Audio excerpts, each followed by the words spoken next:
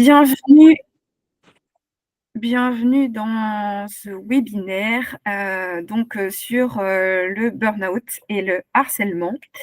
Moi, je me présente, je suis Annie Fuchsmann, je suis sophrologue spécialiste de l'accompagnement du burn-out et également présidente du collectif Burnout.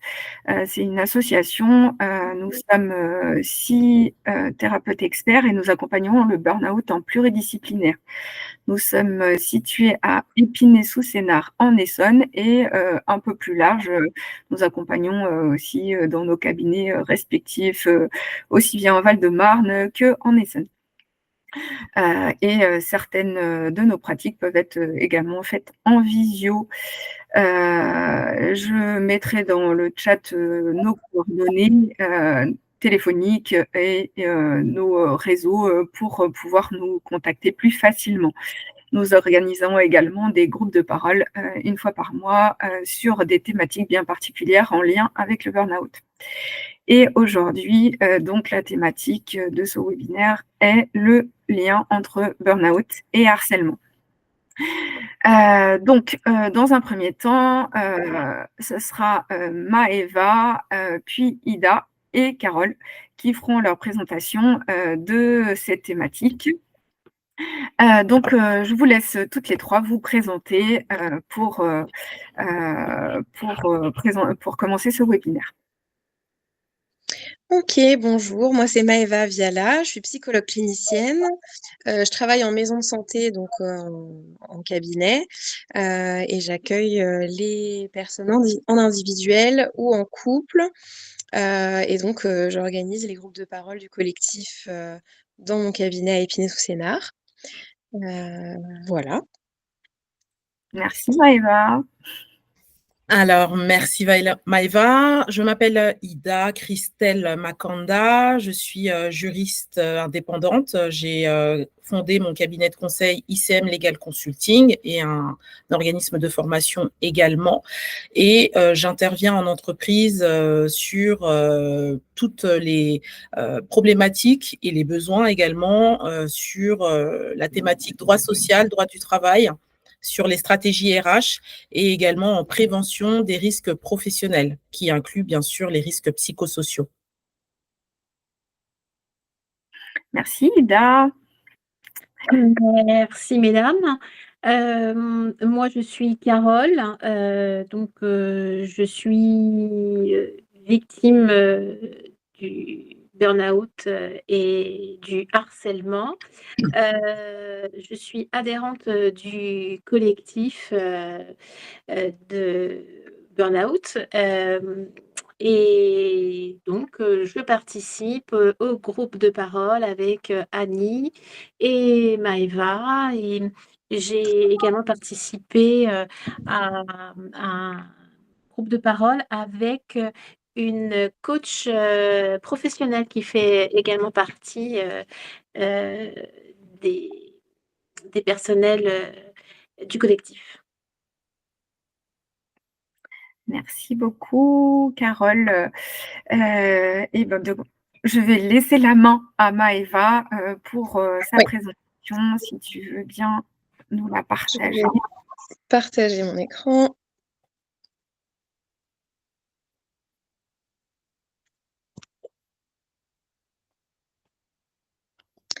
Ok, donc moi je vais rester vraiment sur la partie santé.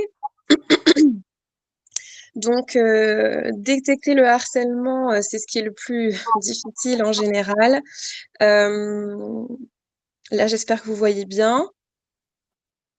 J'ai mis des définitions assez courtes et assez simples parce que je pense que vous allez déjà il y aura le témoignage de Carole qui va expliciter tout ça et puis je pense que vous aurez des questions à poser.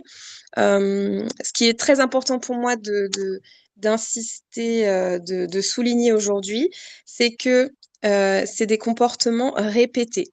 Donc, il y a des comportements hostiles qui peuvent être affaiblissants, intimidants, qui peuvent nous isoler, que ce soit en ligne ou en présentiel. Ça peut être ponctuel, ça peut arriver, etc. Mais dans le harcèlement, il y a la question que ce soit répété.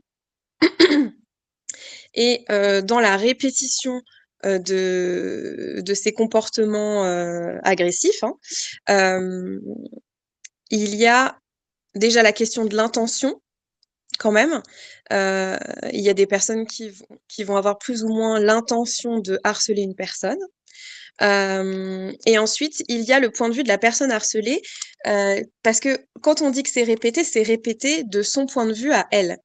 C'est très important parce qu'on a souvent tendance à quand on se demande si une personne est harcelée, on se demande si une personne a fait plusieurs fois le même comportement nocif à la même personne. Mais on n'est pas toujours là, en fait. On n'est pas toujours là quand la personne se fait harceler. Et quand la personne commence à se demander si elle est harcelée, elle va aller chercher un regard extérieur. Or, la personne qui est à l'extérieur n'a pas vu tous ces moments-là de répétition. Donc, c'est très important dans la détection du harcèlement de ne pas penser que parce que nous, on n'a pas vu, ça n'existe pas. D'accord? On n'est pas là tout le temps. Donc, les signes précurseurs de harcèlement, donc on a dit les moqueries, les insultes, la dévalorisation, mais il y a aussi, ça ce sont les signes du point de vue de l'agresseur, mais du point de vue de la victime, il y a tout ce qui est exclusion des activités collectives en dehors du travail, c'est-à-dire les pauses, les déjeuners. Ça, c'est les moments où les signes sont les plus comment dire, Efficient. oui, efficient, mais surtout bruyant. Enfin, c'est là qu'on voit le plus quand on se rend compte de l'absence de la personne, que finalement elle est là, mais peut-être elle prend pas beaucoup la parole.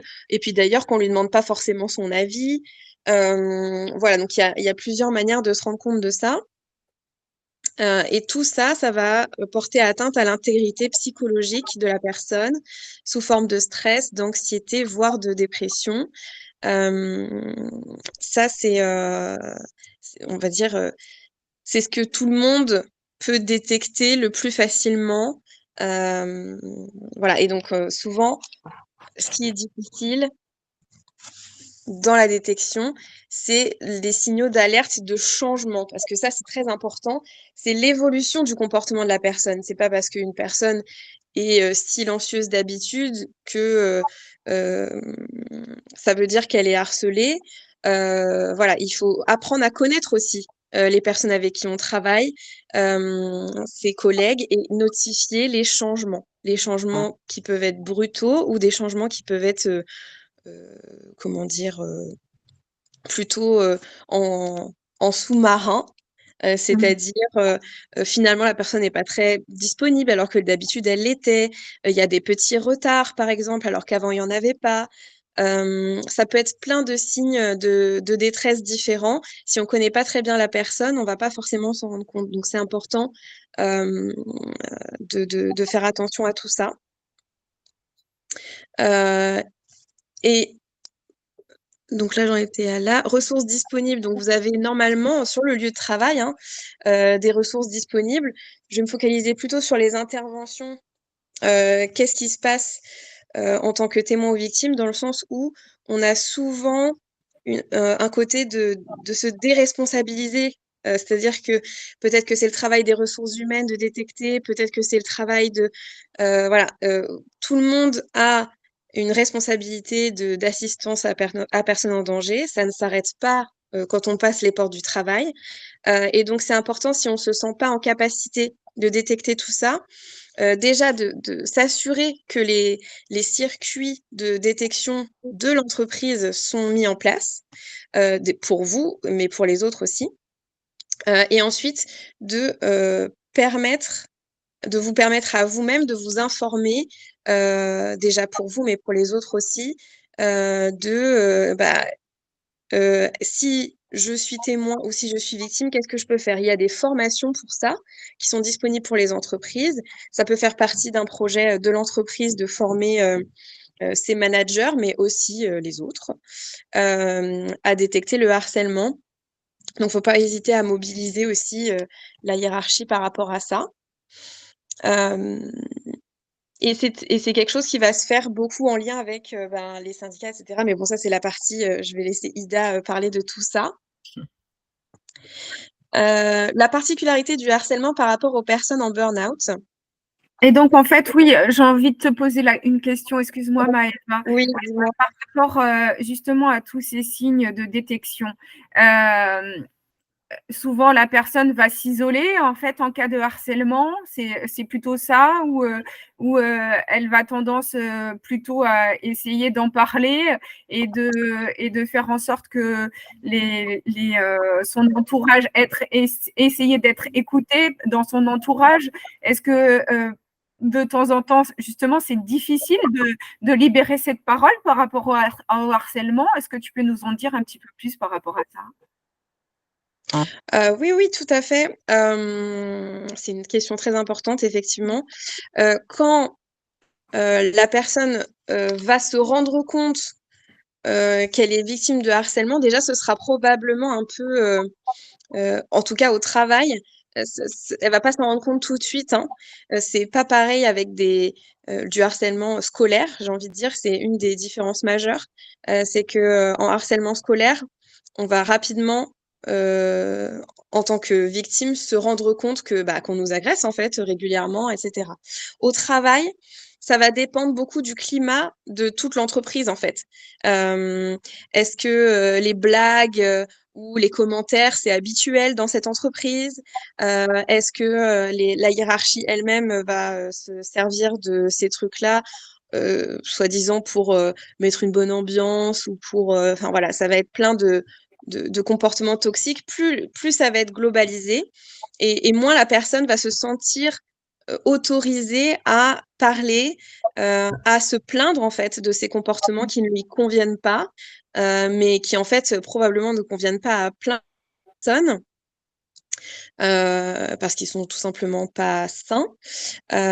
Donc la parole va se libérer en général plutôt dans le cercle personnel en premier. Et donc ça va beaucoup dépendre de la réaction des premières personnes à qui la victime va en parler. C'est pour ça que c'est important en tant que collègue de pouvoir détecter parce que la personne va se sentir rapidement assez seule, hein, surtout si c'est l'ambiance. Et puis, on entend souvent aussi parler des managers toxiques. Ça revient souvent dans le quotidien des posts qu'on peut voir en lien avec le burn-out et le harcèlement. Est-ce qu'il y a un profil type de harceleur toxique? Alors, un profil type de harceleur, pas vraiment. Alors, au travail, on insiste vraiment sur la position hiérarchique, hein. Ça peut être des femmes ou des hommes, ça peut être, mais c'est souvent le supérieur. Après, il y a aussi des collègues, c'est-à-dire la victime de harcèlement peut souvent se plaindre d'une coalition contre elle un petit peu, c'est-à-dire qu'elle a l'impression qu'il y a son supérieur hiérarchique plus d'autres personnes. Et ça, c'est souvent à cause du management toxique. Pourquoi? Parce que le manager peut consciemment ou pas d'ailleurs, ça c'est un autre sujet, mais peut avoir tendance à valoriser socialement, on va dire, les personnes qui travaillent bien, où il y a une espèce de carotte comme ça, ah ben si tu es conforme à ce qu'on attend de toi, alors il y aura certaines récompenses, mais qui sont sociales. Ah bah aujourd'hui on t'a invité à déjeuner et pas moi. Ah aujourd'hui moi on m'a prévenu par mail alors que toi on t'a prévenu en tête à tête directement. On est venu t'adresser la parole alors que moi j'ai juste reçu un message. Voilà, il y a des petites choses comme ça euh, qui sont très très très très toxiques parce que la personne est un peu soit réduite à ses tâches, soit ne peut plus savoir si c'est parce qu'on s'entend pas bien, par exemple, c'est parce qu'on n'a pas d'affinité ou c'est vraiment lié à mon travail. Donc il y a cette confusion qui est lié au management hein, et qui est très toxique entre le travail, mes compétences de travail, les résultats que je peux apporter, et puis ma personne, c'est-à-dire est-ce qu'on m'apprécie, est-ce qu'on a envie de passer du temps avec moi, est-ce que voilà. Et donc c'est c'est cette confusion-là qui est assez toxique. OK. Et finalement, est-ce que, on pourrait dire que, il y a un lien entre, harcèlement et burn-out? Mmh.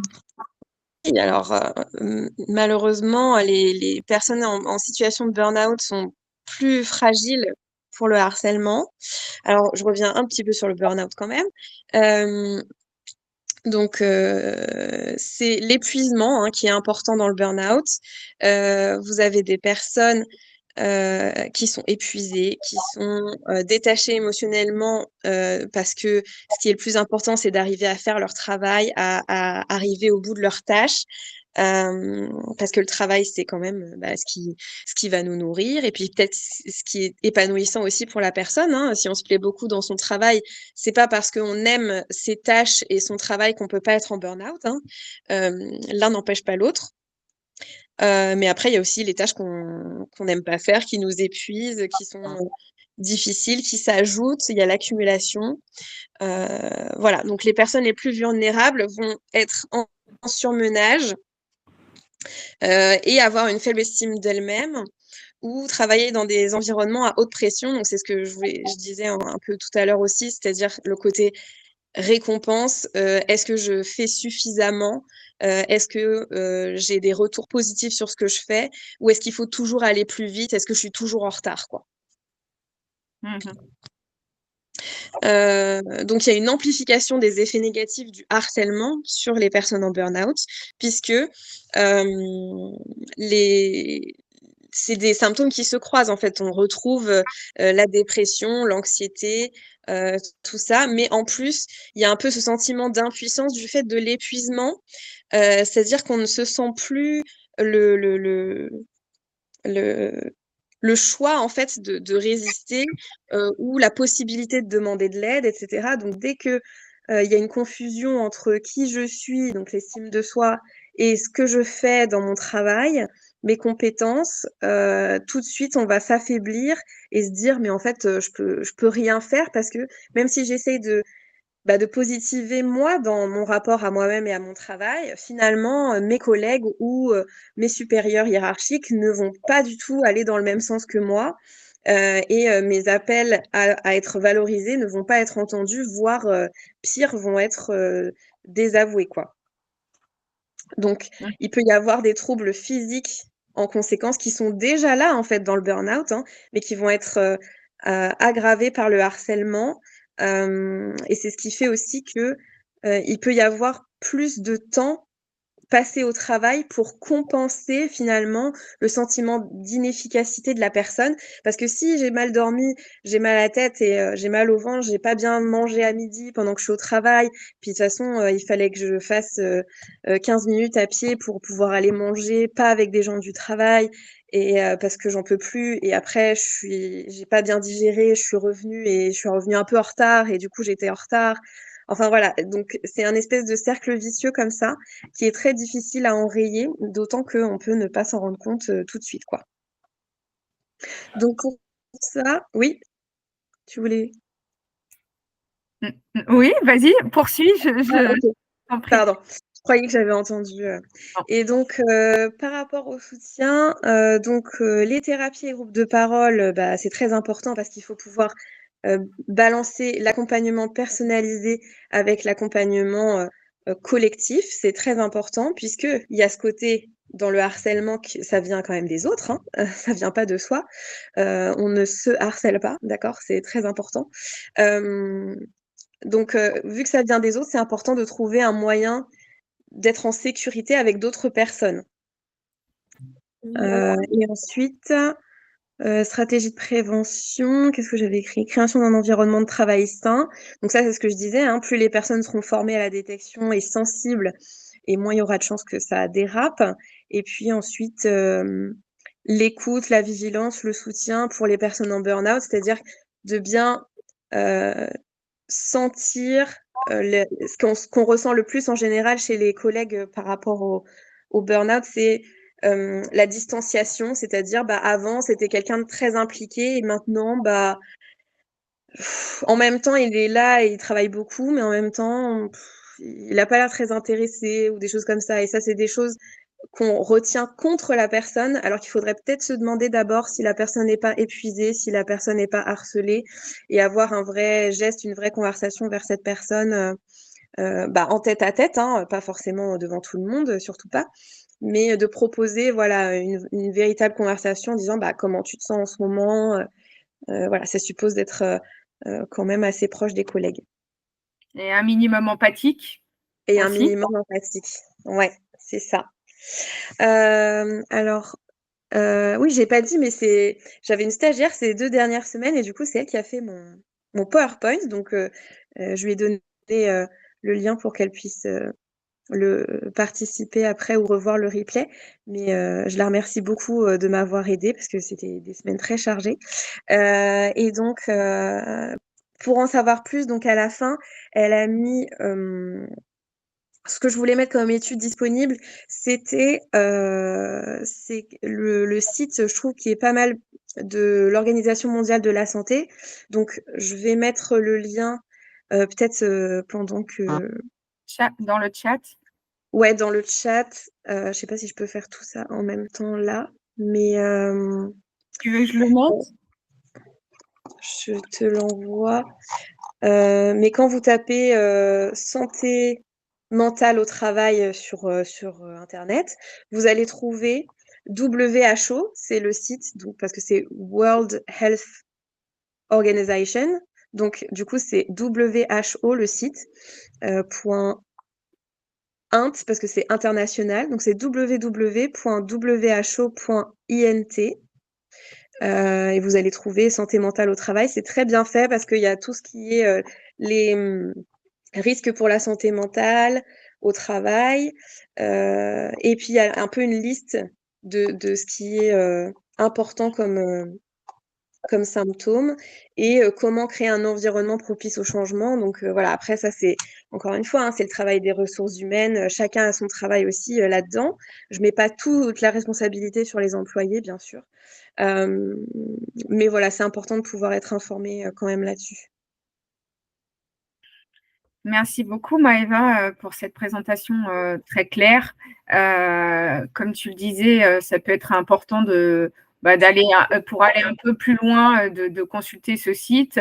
Et puis, finalement, il existe plusieurs types de harcèlement. Du harcèlement sexuel, du harcèlement moral. On n'a pas forcément fait la différence entre les deux. Je pense que tout à l'heure, Ida pourra nous en dire quelques mots par rapport à ça et les différences au niveau juridique. Ida, je te laisse la parole pour pouvoir faire ta présentation et partager ta présentation, si tu le veux bien, sur tout ce qui est le lien juridique du harcèlement.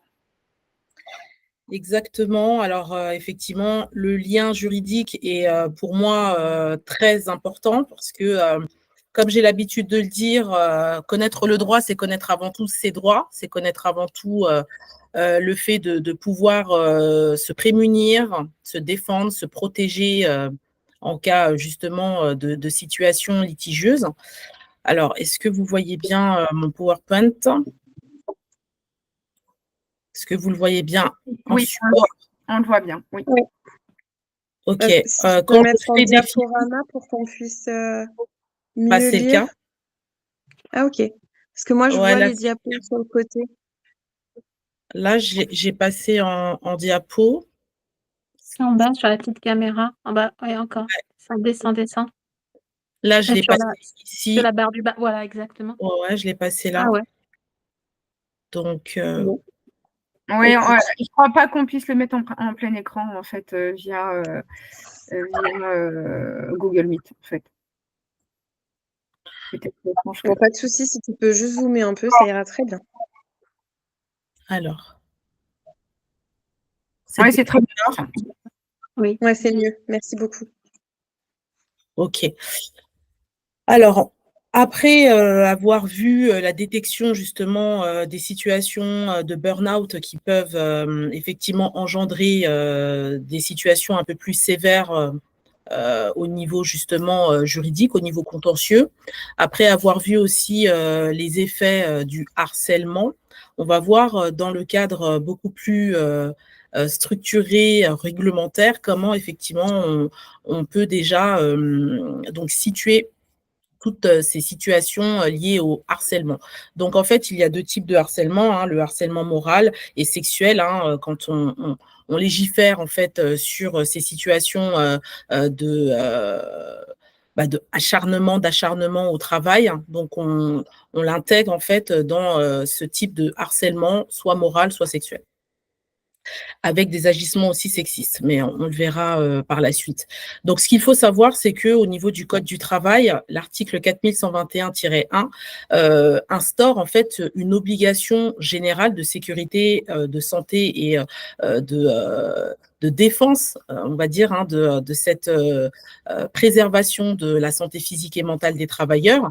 Donc, il est bien dit hein, que l'employeur doit prendre toutes les mesures nécessaires pour assurer cette sécurité et protéger la santé physique et mentale des travailleurs. Ça, c'est vraiment l'obligation de la législation à l'égard de l'employeur de s'assurer effectivement que l'employeur doit être dans cette sécurité et dans cette préservation de la santé mentale et physique auprès des salariés. Donc, en fait, il y a plusieurs mesures hein, qui sont instillées hein, par justement cette obligation qui est faite par le Code du travail, par des actions de prévention des risques professionnels, des actions d'information et de formation auprès de son personnel, et aussi par la mise en place d'une organisation et de moyens adaptés. Donc, la mise en place, en fait, de procédures, la mise en place, en fait, de moyens qui tendent justement à préserver cette santé, cette sécurité physique et mentale des travailleurs. Donc, ce qu'il faut savoir, là, vous voyez bien mes supports. Oui, oui. Oui, oui. Donc, OK. Donc, ce qu'il faut savoir, hein, c'est que au niveau pénal, le harcèlement moral, donc là, je vais me situer dans un premier temps sur le harcèlement moral, est aussi défini par le code pénal. Donc, il y a 2 types de définitions qui ont été intégrées dans le code du travail et le code pénal, mais le code pénal, en fait, précise que ce sont des gestes, des comportements, des paroles répétées dans le cadre des relations de travail. Et donc, cela a pour conséquence de dégrader, d'altérer et de détériorer en fait ces conditions de travail hein, de la salariée, du salarié concerné. Donc, comme on l'a vu avec Maëva, hein, le harcèlement, il peut être individuel comme collectif, en fait, avec effectivement des techniques managériales inadaptées, inappropriées par rapport justement à la relation de travail, et cela peut effectivement affecter de manière individuelle ou collective donc cette relation de travail. Et également, en fait, au niveau jurisprudentiel, on a cette obligation de prévention renforcée contre le harcèlement moral. Donc, on a tout un corpus législatif et réglementaire qui impose en fait à l'employeur de pouvoir vraiment se prémunir et de préserver ses salariés contre le harcèlement.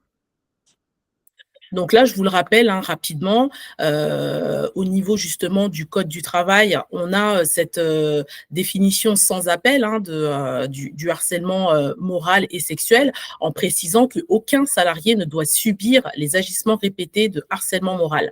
Donc, aucun salarié. Et donc là, on a bien effectivement cette obligation législative qui a été également renforcée hein, par la loi qui a été publiée en août 2021 hein, sur justement le fait de pouvoir renforcer cette prévention en santé au travail. Donc là, on a associé vraiment tous les acteurs liés à cette prévention, donc l'employeur, la médecine du travail et l'ensemble des autres acteurs qui sont intégrés, dont les référents auxquels je vais me référer tout à l'heure.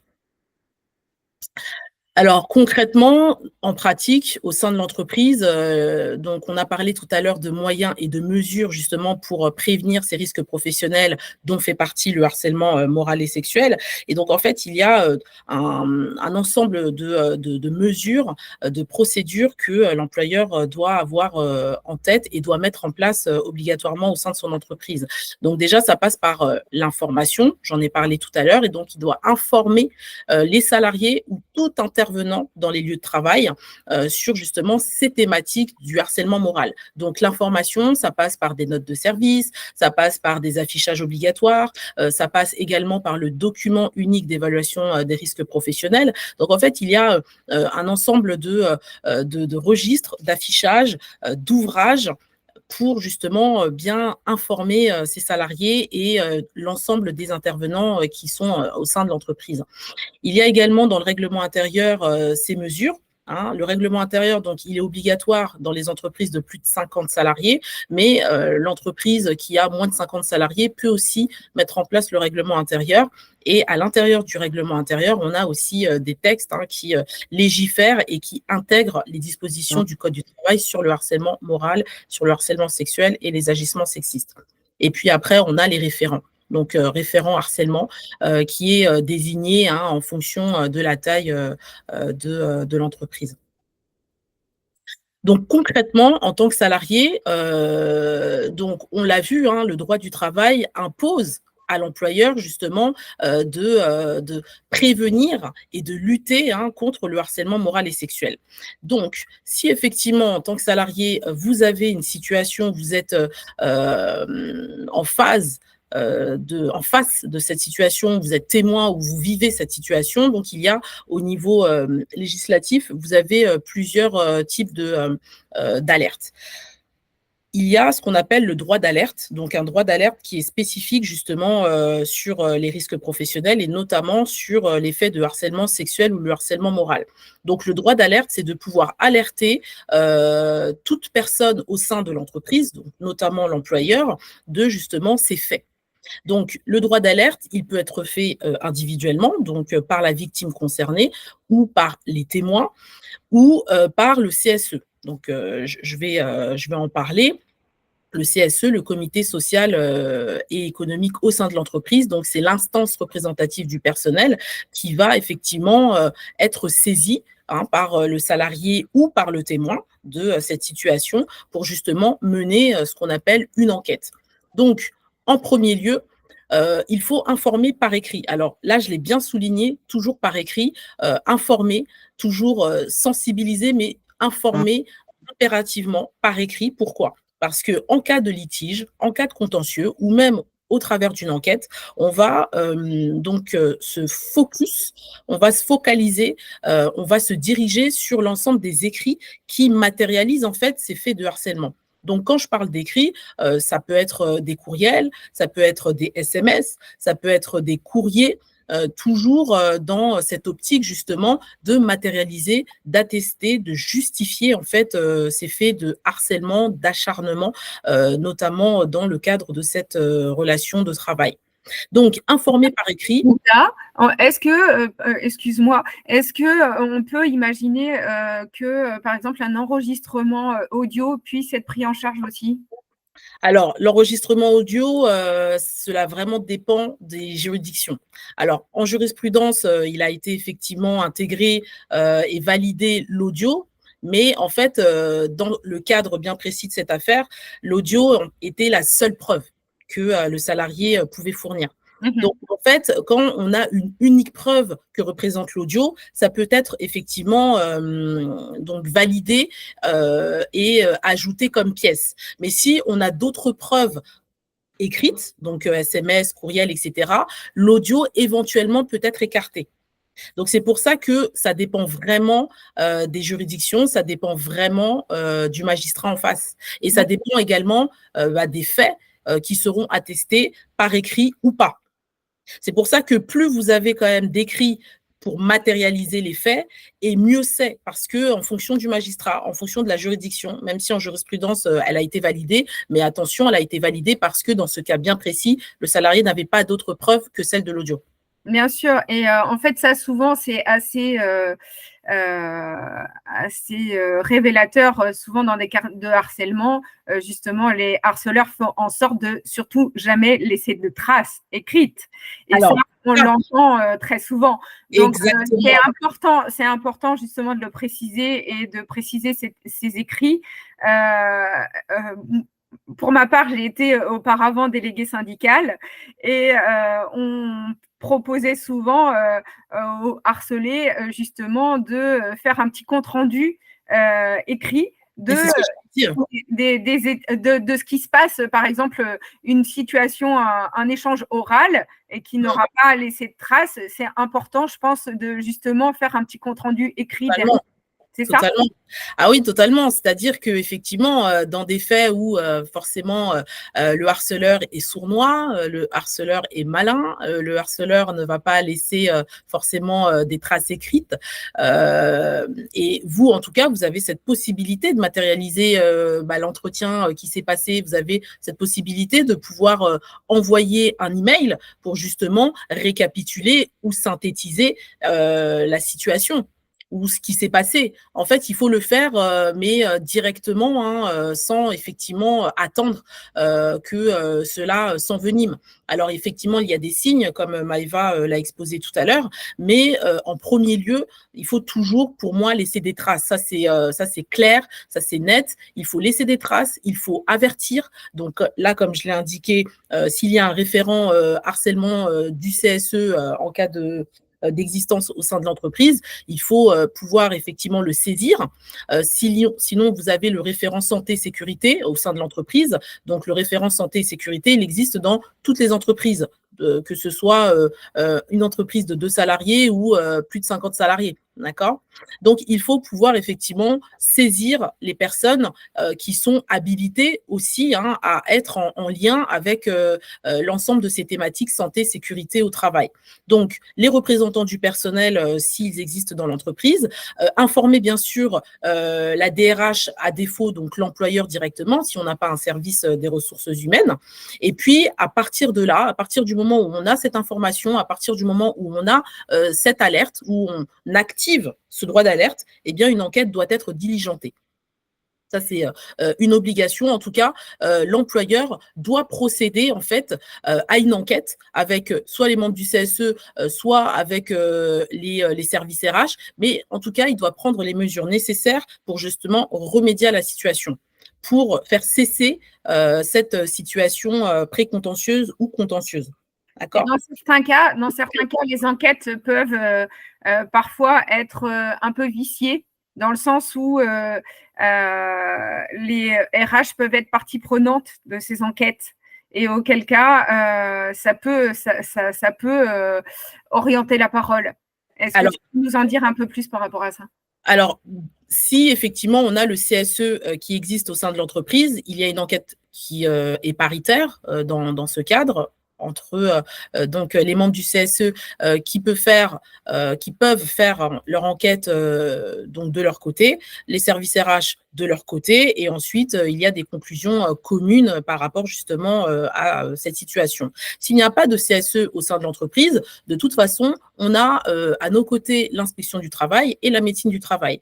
Parce qu'à partir du moment où on saisit l'employeur pour un droit d'alerte, donc l'inspection du travail doit être informée, d'accord, puisque c'est un droit d'alerte sur une situation d'un risque spécifique. Comme je l'ai dit tout à l'heure, c'est sur un risque lié à ce harcèlement moral, sexuel, agissement sexiste. En tout cas, on est en droit d'alerte sur un risque spécifique. Donc, à partir de ce moment-là, l'inspection du travail doit être saisie et également la médecine du travail. Donc, en fait, pour résumer, on est bien d'accord, Ida, finalement, les personnes à contacter en cas de harcèlement, prioritairement, c'est d'abord le CSE. En interne. Il y en a en interne. Les référents. Oui, on a les référents. On a aussi les RH et les managers, si nécessaire. Là, on est bien d'accord que c'est seulement dans le cadre privé. Quand c'est une entreprise publique, les moyens ne sont pas les mêmes, on est bien d'accord. Alors, quand c'est une entreprise publique, les moyens ne sont pas les mêmes, mais on a de toute façon, que ce soit une collectivité ou que ce soit une entreprise, on a de toute façon toujours des instances auxquelles se référer quand on a une situation qui est borderline ou quand on a une situation qui est litigieuse. De toute façon, on a le médecin du travail en collectivité, on a effectivement une instance pour saisir tout méfait au sein de cette relation de travail. Et puis, de toute façon, le salarié également a la possibilité de ce que aussi j'ai pu indiquer, que ce soit en privé ou en public, peut lui-même faire une déclaration également en maladie professionnelle par rapport justement à cette situation de harcèlement. Et c'est de là aussi que les écrits ont du sens et que les écrits attestent justement de cette situation subie.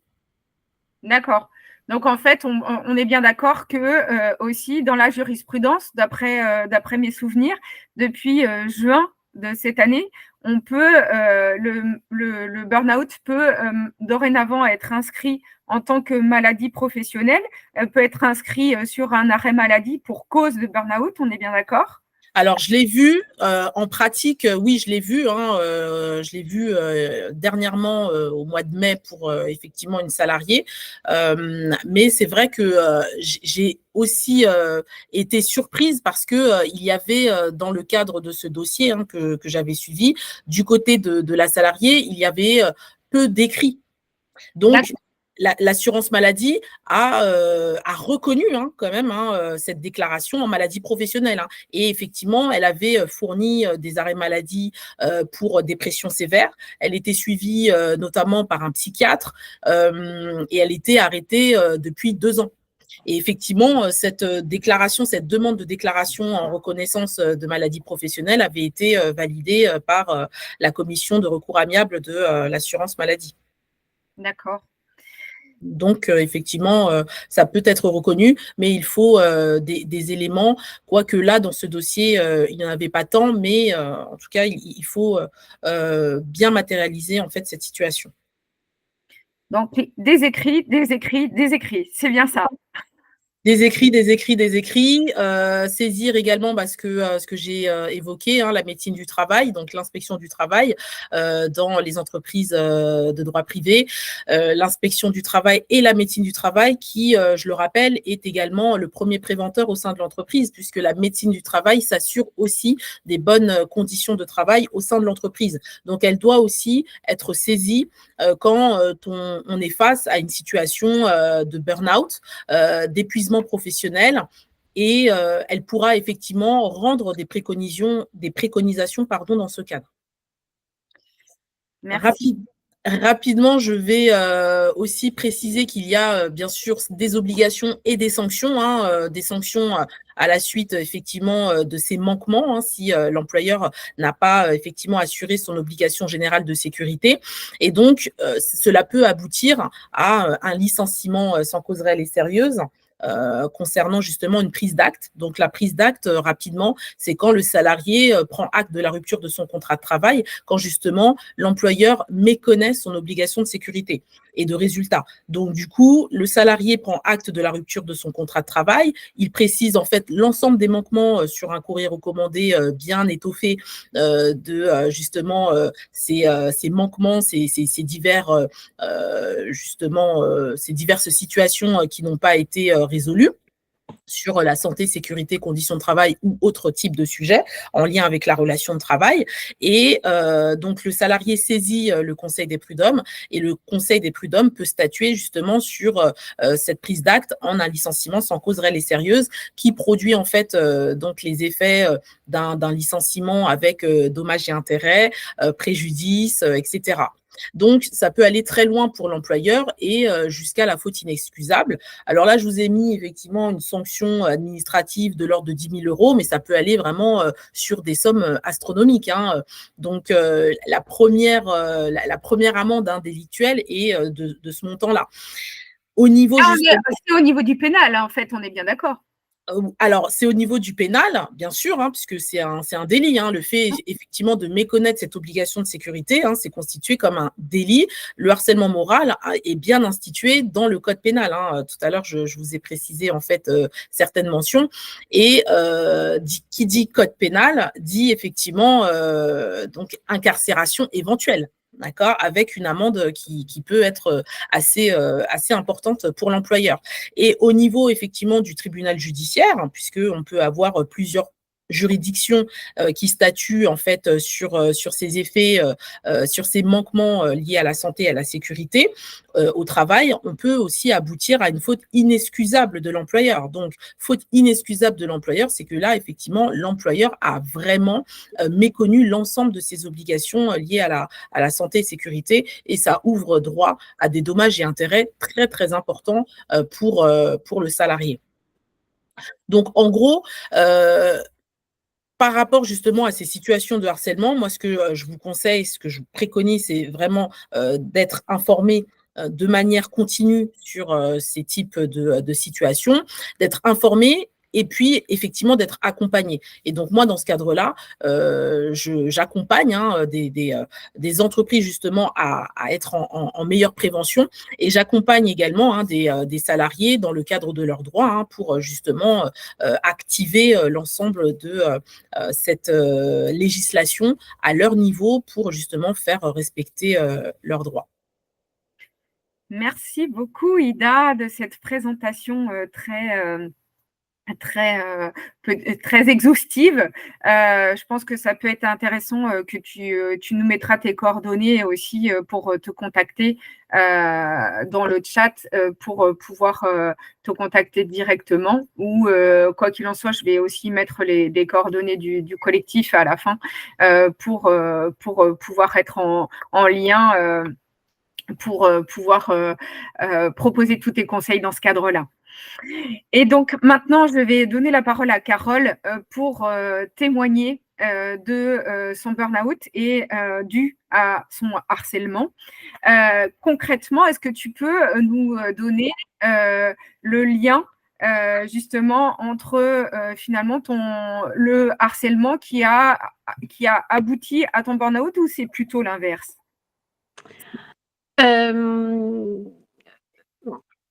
Oui, on va dire que oui, c'est dans ce sens aussi que je l'ai vécu. Moi, je travaille depuis une quinzaine d'années dans l'environnement social. Et donc, je suis sous la responsabilité d'un conseil d'administration. Et au sein de ce conseil d'administration, eh bien, il y a des représentants syndicaux. Donc, situation très compliquée pour moi. Donc, je me suis complètement retrouvée dans la description de Maëva. Je me retrouve dans la description du processus de Ida, sauf que je suis un peu contrainte de mettre de côté certains interlocuteurs. Donc, moi, bien, écoutez, c'est toujours les cordonniers les plus mal chaussés, puisque je fais partie... Enfin, mon monde professionnel, c'est le social, mais au sein du social, il n'y a rien de social. J'étais vraiment passionnée par mon métier depuis le début, puisqu'en fait, rendre service à des usagers, bon, ça a été toujours un plaisir pour moi. Mon conseil d'administration passablement manipulateur, hein, donc avec des techniques très fortes de manipulation mentale, nous ont toujours poussé à en faire plus. Et encore plus. Donc, sous prétexte de dotation budgétaire en baisse, eh bien, ils ont supprimé drastiquement des effectifs, mais pour toujours les mêmes objectifs. Donc, on a dû continuer à faire toujours plus. Et moi, j'ai donné. J'ai donné parce qu'en fait, j'étais passionnée, j'ai donné. Puis, effectivement, comme le disaient Maëva et Ida, me semble-t-il, il y a toujours, entre guillemets, une carotte, hein, et on va toujours essayer d'attraper la carotte, mais en fait, on n'attrape jamais cette carotte.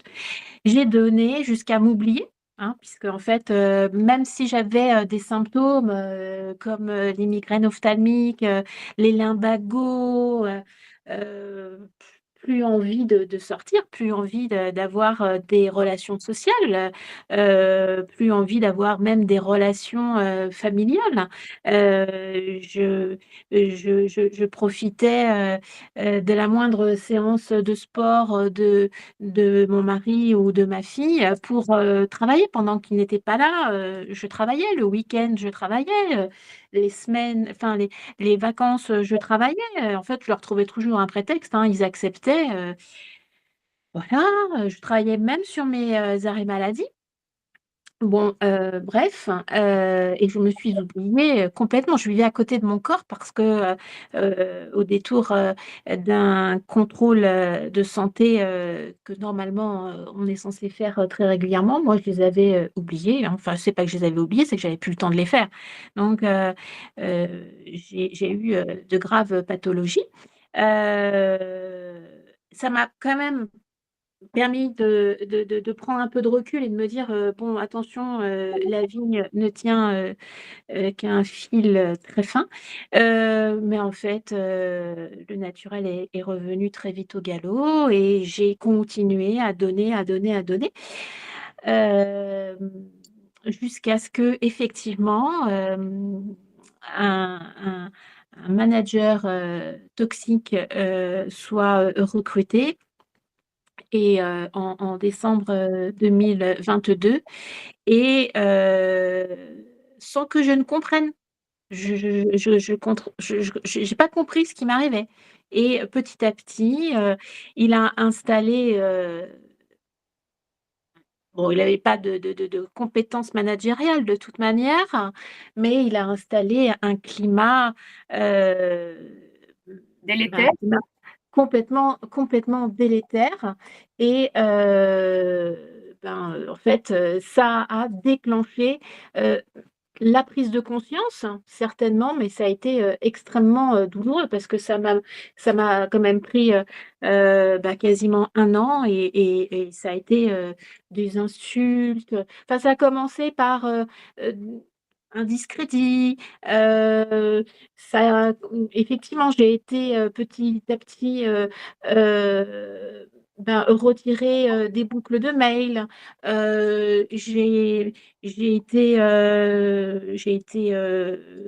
Enfin, De l'humiliation aussi, de peut-être? l'humiliation, oui, oui, de l'humiliation. C'est-à-dire qu'en fait,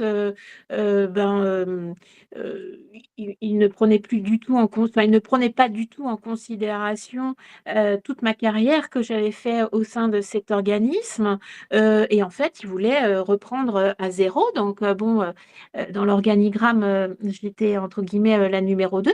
heu et en fait, je me suis retrouvée à ouvrir le courrier, à faire l'accueil, ou à pallier à des petites tâches que d'autres ne voulaient pas faire. Mais ils savaient que de toute manière, j'allais les accepter. Et puis, en fait, il a commencé à m'insulter quand je, je m'opposais quand même.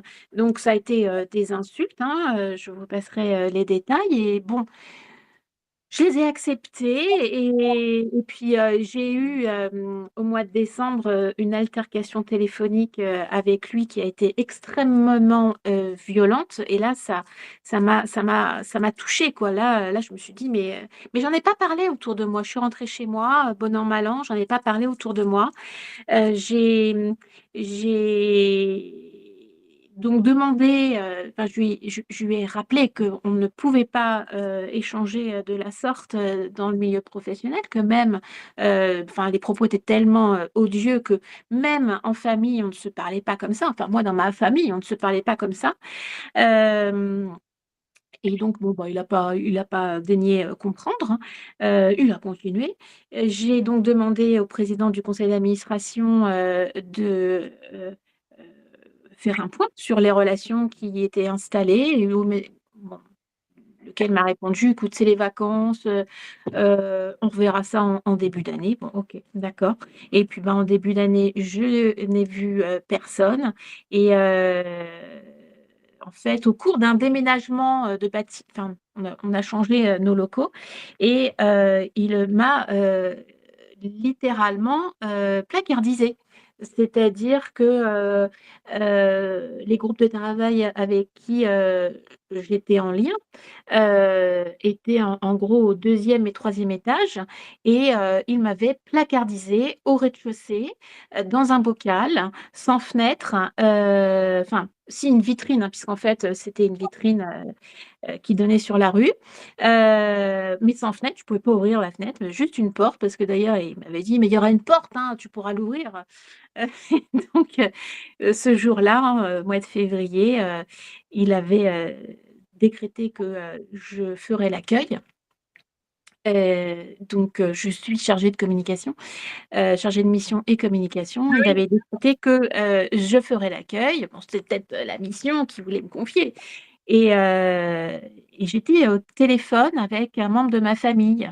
Et quand la personne l'a entendu hurler qu'il fallait que j'ouvre la porte, la personne m'a dit, mais quel est ce charretier qui parle comme ça? Et en fait, ça a été euh, le coup près. Ça m'a fait une grosse prise de conscience et j'ai dit non, c'est terminé. Oh, Je vous passe aussi les injonctions contradictoires, les missions, enfin les demandes qu'il me faisait ben, le lendemain pour la veille. Enfin voilà, je vous passe tous ces détails. Et donc ça, c'est ce qui m'a fait craquer. En fait, c'est le harcèlement qui a mis un point d'arrêt à, à- à ma situation et donc bah, mon épuisement, quoi, parce que de toute manière, je vivais à côté de moi. Voilà, je vivais complètement à côté de moi. ok. À la suite de ça, bon, ben voilà, j'ai consulté mon médecin généraliste, j'ai mis effectivement en place une thérapie. Je ne savais pas quel mot mettre sur tout ça. Je ne savais pas que j'étais dans le harcèlement, que j'étais dans l'épuisement. Pour moi, j'avais pété un plomb. Euh, et j'osais même pas le dire. C'était juste de la culpabilité, Exactement, alors, exactement. alors que finalement, le coupable était de l'autre côté, en fait. C'est ça, c'est ça. Et je ressens encore hein, cette culpabilité. On est à 4 mois. Je ressens encore cette culpabilité. Mais bon, j'essaye de me poser, de réfléchir. Et puis, donc, j'ai mis plein de.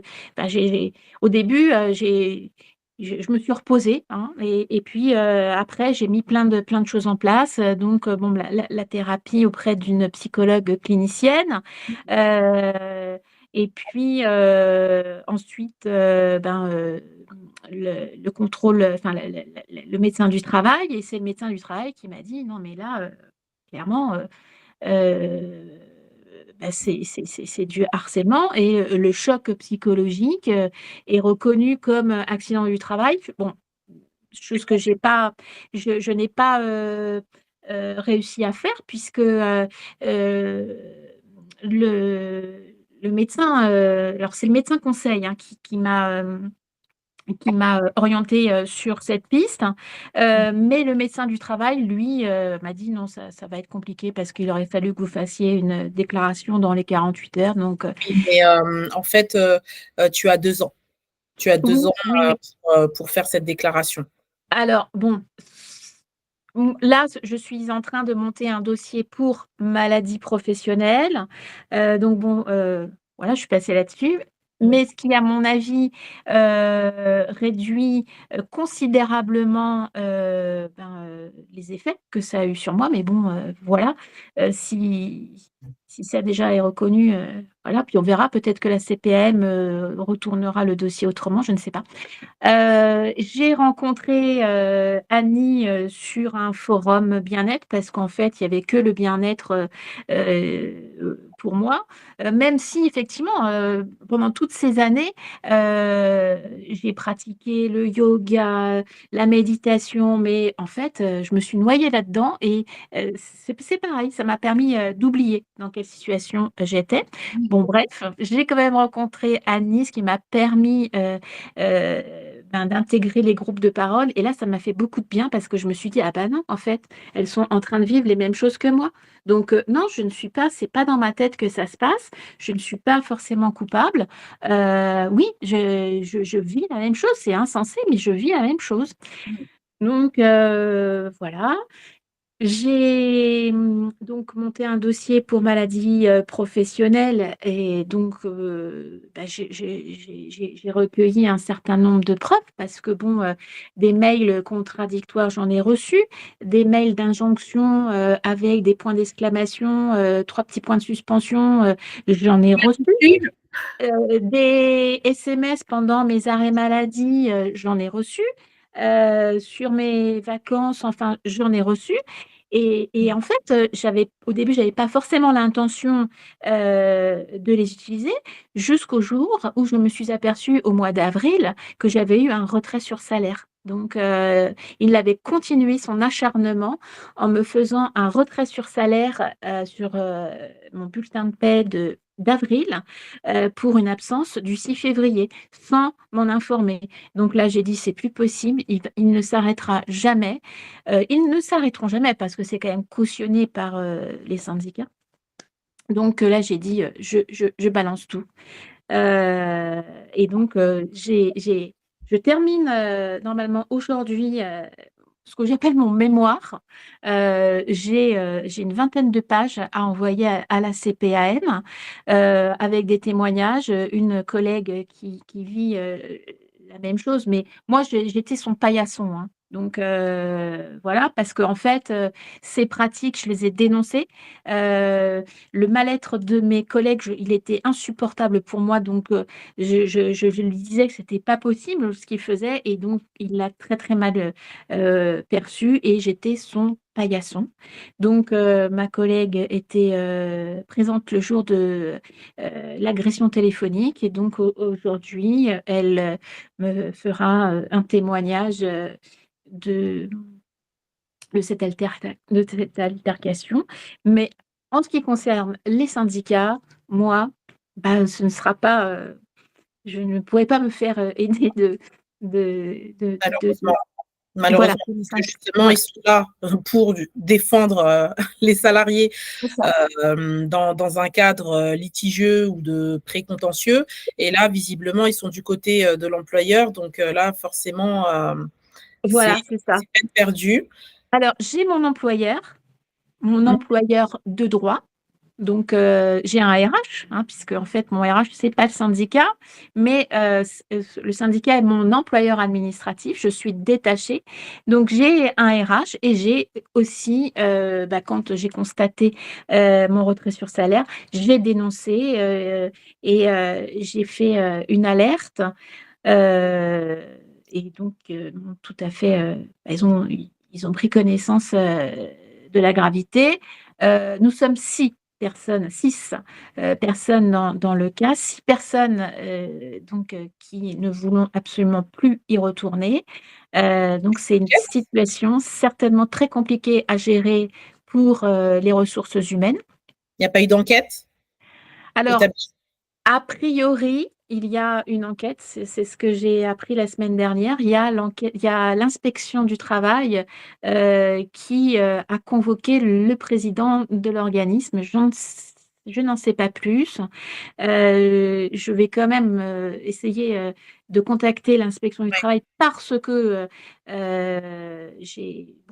mon dossier de 20 pages, il peut être utilisé pour tout. Pour l'instant, moi, je suis sur l'aspect médical. Je ne sais pas si j'aurai recours auprès du tribunal des prud'hommes. Au civil, civil et pénal, je ne pense pas que j'irai parce que bon, c'est pas mon genre. Mais je ne sais plus, je verrai comment ils se comportent, eux. Donc, si effectivement ils commençaient à me mettre des entraves, je pense que j'y serais contrainte, même si ce serait encore douloureux, parce qu'à chaque fois c'est douloureux, parce que là, dernièrement, il a fallu que je rencontre un psychiatre qui a compris la situation, mais à chaque fois, je suis obligée de rappeler ma situation. Et de faire une coupure de rappel à chaque fois. Voilà, c'est ça. D'accord. Oui, le groupe de parole, alors là, c'est mon petit cocon, le groupe de parole, parce que même si ça rappelle des souvenirs, ben, c'est collectif. Donc, voilà ma situation. Donc, ce que je peux dire, si effectivement nous avons des participants qui sont dans la situation, c'est que c'est long. Donc, au début, on ne comprend pas ce qui nous arrive, hein, donc on va reprendre très vite, mais euh, il faut vraiment se faire aider. C'est long. Se dire, bah, je reprendrai dans 2, 3 mois, ben non, parce qu'en fait, on retombe très vite dans le piège parce que, bon, bah, moi, je travaille avec ma psychologue depuis le mois de février, quasiment toutes les semaines. Et on s'aperçoit que bon, bah, il y a un terrain, hein, donc on est enfin, je pense que nous sommes des personnes perfectionnistes, bienveillantes, à l'écoute, empathiques, et donc ben ça, il faut se construire une carapace parce que sinon, quand on est face à des manipulateurs, des harceleurs, des managers toxiques, bah, on retombe dans la situation, quoi. Dans les Donc, mêmes travers, dans les mêmes travers. Voilà. c'est ça. Voilà mon expérience et mon vécu. Donc, Merci beaucoup, Carole, de cet échange hyper intéressant. Merci beaucoup d'avoir témoigné parce que c'est pas toujours évident, justement, de parler de ces thématiques et qui plus est du harcèlement parce que ça touche véritablement au plus profond de son être. On peut arriver parfois à avoir une mésestime de soi-même à cause de ça et une estime de soi qui est complètement altérée. En tout cas, merci vivement pour ce témoignage. Si il y a des questions, n'hésitez pas à les partager sur le chat ou à nous les dire à l'oral même. On est là encore 2, 3 petites minutes pour y répondre. Je vais en profiter pour. je voulais juste rajouter une chose, si c'est possible. Bien sûr, bien sûr. Merci Maëva, merci Ida pour toutes les informations que vous nous avez communiquées, parce que c'est vraiment le- les outils et les bons outils qu'il faut. Et moi, mon médecin conseil m'avait également orienté sur un site internet qui s'appelle santé et travail .org, me semble-t-il. Et là, j'ai trouvé énormément de ressources aussi. Parce que quand on est seul, ben, on ne sait pas à qui où s'adresser. Et en fait, mon médecin m'avait conseillé d'y aller et de compulser bien ce site avec des boîtes. Il y a une boîte à outils, des conseils pratiques, et ça m'avait bien été utile. Voilà.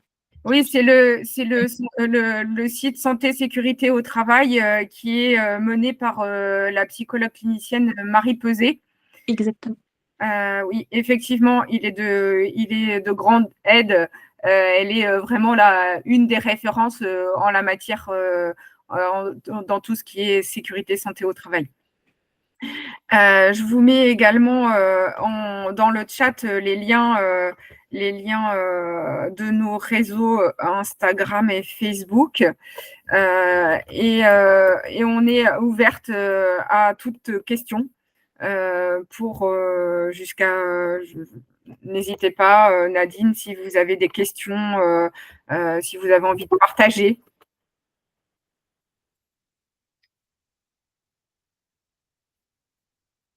Pas de souci. Est-ce que vous avez des questions par rapport à la présentation?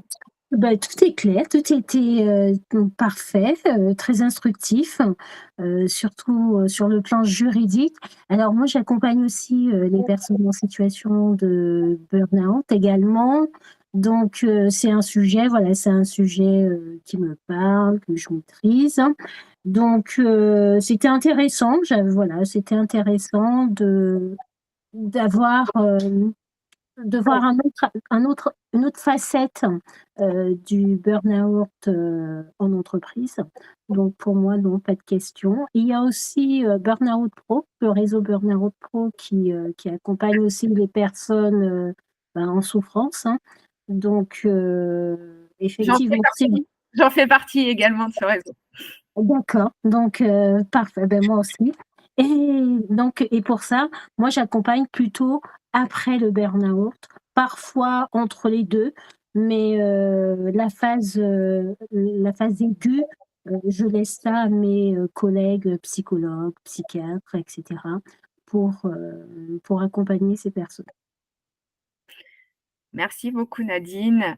Et merci à Carole pour son témoignage qui était vraiment très poignant. Souvent, on parle du burn-out en raison d'une surcharge de travail, par exemple, ou d'un épuisement. Mais là, dans le cadre du harcèlement, c'est vrai qu'on n'en parle pas beaucoup. On va plutôt parler du harcèlement en soi. Et pour le coup, les deux vont souvent ensemble dans la plupart des situations. Il y a cette notion de harcèlement. Exactement, tout à fait. Merci Nadine. Et dans les ressources également, de manière générale, je voulais ajouter aussi l'INRS, qui est l'Institut national de recherche sur la santé et la sécurité au travail. Et de manière générale, on peut aussi trouver des ressources qui sont non négligeables sur la prévention justement des risques professionnels, sur l'information et la formation des salariés justement par rapport à ces situations de harcèlement. Et je rejoins Nadine sur le témoignage de Carole, parce que en fait, on parle très souvent de burn-out, donc effectivement une surcharge de travail. Là, le témoignage de Carole, c'était plutôt sur cette placardisation, ce retrait de tâches. Et c'est vrai qu'on n'en parle pas souvent, enfin en tout cas dans les témoignages que moi j'ai, c'est plutôt une surcharge de travail, on m'absorbe, enfin c'est ce que vous avez eu aussi, hein, Carole, mais le fait aussi de pouvoir vous retirer des tâches systématiquement, quotidiennement, fait que aussi on est dans un burn-out, qu'on appelle burn-out. Donc on passe du burn-out au bore-out, et c'est vrai que c'est pas très c'est assez méconnu en fait quand j'en parle, mais ça existe, et c'est vrai que c'est très ça peut être vraiment très très très mal vécu jusqu'à la dépression, et c'est des situations qu'il faut effectivement directement alerter dès lors que on a l'ensemble des faits que vous avez pu citer, Carole. Donc c'est très important de pouvoir effectivement les identifier dès le départ. Donc, retrait de tâches, on parle de manière inappropriée. Là, il faut effectivement recadrer, un petit peu comme vous l'avez fait, Carole, mais toujours recadrer oralement et matérialiser par écrit. J'insiste toujours sur l'écrit, mais c'est toujours en fait la preuve écrite qu'on a, enfin, déjà qu'on n'est pas folle, que ça nous arrive vraiment, et surtout de se déculpabiliser en fait, de se dire que en fait non, je suis pas nulle, mon travail oui il est fait de manière correcte, et c'est effectivement la personne tierce en face qui elle-même a un problème en fait. Mais le fait de pouvoir matérialiser, synthétiser, faire des écrits, ça vous remet en fait dans la situation, certes, mais ça vous permet aussi d'avoir cette objectivité. Tout à fait. Et la problématique souvent qu'on entend dans les groupes de parole et autres, justement, c'est souvent la peur qui revient très très souvent dans le cadre du harcèlement, et d'où la difficulté parfois à justement laisser des écrits. Parce que en fait, le lien entre harceleur, harcelé, harceleur est tel que finalement, on pourrait conclure avec ça. On pourrait dire que ce harceleur a une mainmise sur le harcelé et manage par la peur quelque part. Et cette peur peut parfois annihiler toutes ses capacités et faire en sorte que la personne ne puisse pas agir justement. Et ça, c'est très important en fait d'insister sur ces écrits, même si la personne a peur de perdre son travail, même si la personne a peur de ce qui peut lui arriver parfois même physiquement. C'est important de laisser des traces. Exactement. Oui, Et et ne pas oublier que l'employeur aussi laisse des traces, hein. Je pense que c'est ça aussi qui rassure beaucoup. C'est qu'en fait, l'employeur aussi laisse des traces en pensant que les collègues aussi laissent des traces en pensant que ça ne sera jamais retenu contre eux puisque la personne étant affaiblie, ça ne ressortirait pas. Mais en fait, il y a plein de traces qui sont laissées tout le temps, hein. Donc, ça se fait des deux côtés. Et au-delà de la peur aussi, je dirais qu'il faut pouvoir mobiliser des ressources extérieures. Si en interne, comme Carole, on ne peut pas les mobiliser, il y a toujours les ressources extérieures. Donc là, Carole, vous avez cité le médecin conseil, il y a le médecin du travail, l'inspection du travail. Il y a des acteurs aussi externes qui peuvent aussi vous aider pour justement matérialiser tout cela dans ce cadre-là. Il va falloir que je reparte en consultation. On va conclure. Donc, merci beaucoup pour vos interventions. Merci beaucoup pour ce webinaire très riche. Et puis, je vous souhaite à toutes des bonnes vacances. Je vous donne rendez-vous à la rentrée avec ce type de webinaire. Là, en l'occurrence, ce sera un webinaire avec Monsieur Michaud sur le lien entre le burn-out et le haut potentiel, très haut potentiel. Merci beaucoup. Merci beaucoup. À très bientôt. Merci. Merci. À bientôt. Au revoir. À bientôt. Au revoir. Bel été.